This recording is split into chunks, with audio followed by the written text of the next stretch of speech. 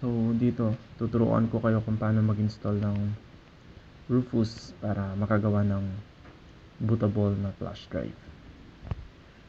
So kailangan nyo lang ng flash drive na 8GB pataas at syempre yung Windows installer. So ang una nating gagawin ay punta tayo sa ating browser, then type natin yung Google, tapos pagkalabas ng Google, lagyan natin to.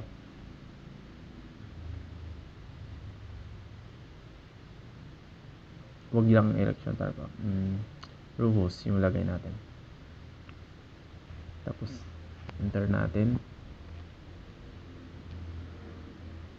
Then yung pinakauna, click natin tong create bootable USB drive that easy way, sabi.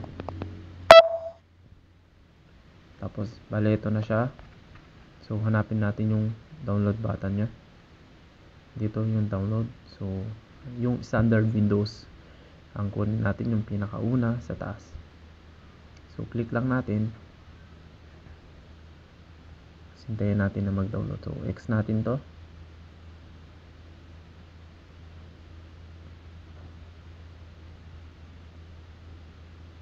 So yan, na-download na siya.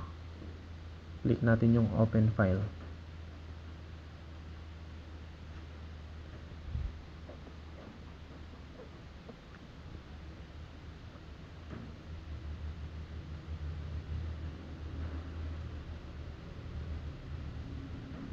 Ito lang natin. Bale, ito na yung Rufus natin.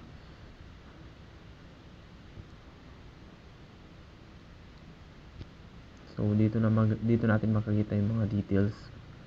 So kailangan natin gawin, check natin yung installer natin ng Windows OS. So yan, naglagay ako ng flash drive. At syempre kailangan natin i-format to para dyan natin ipasok yung Windows na gagawin natin.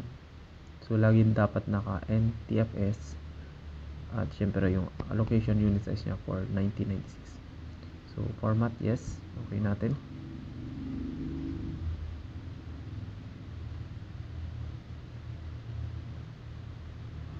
Dahil lang natin matapos yung format nya.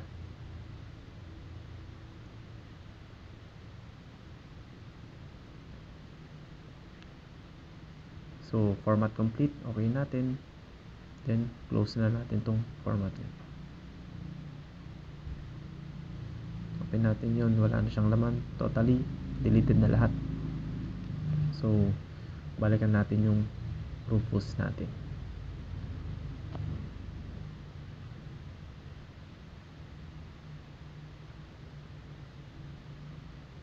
So bali dito, hanapin natin yung select in this or ISO image. Yan, huwag nyo nang baguhin yan, valid dyan na talaga yan.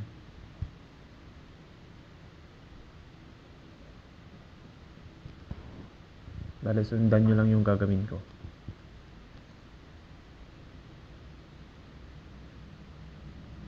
So hanapin natin kung saan natin sinave yung installer natin ng Windows operating system.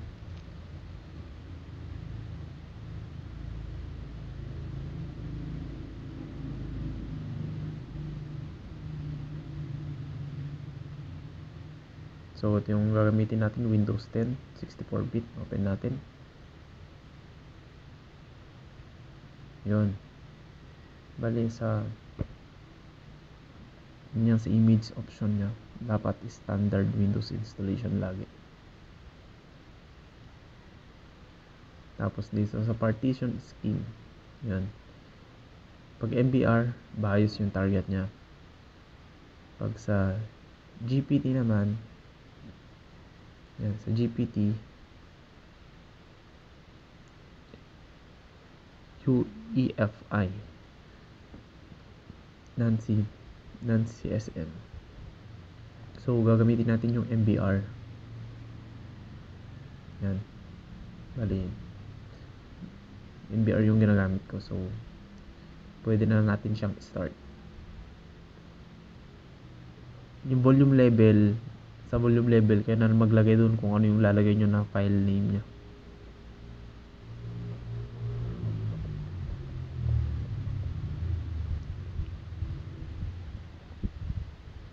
Start na. So, one device found. Nababasa nyo yung flash drive natin. So, start na natin. Yan, customize Windows installation. Yan, press OK. Do you want to format it anyway? Yun, sabi. Format na natin. Sige, yes na lang natin. Para mas malinis. Yun.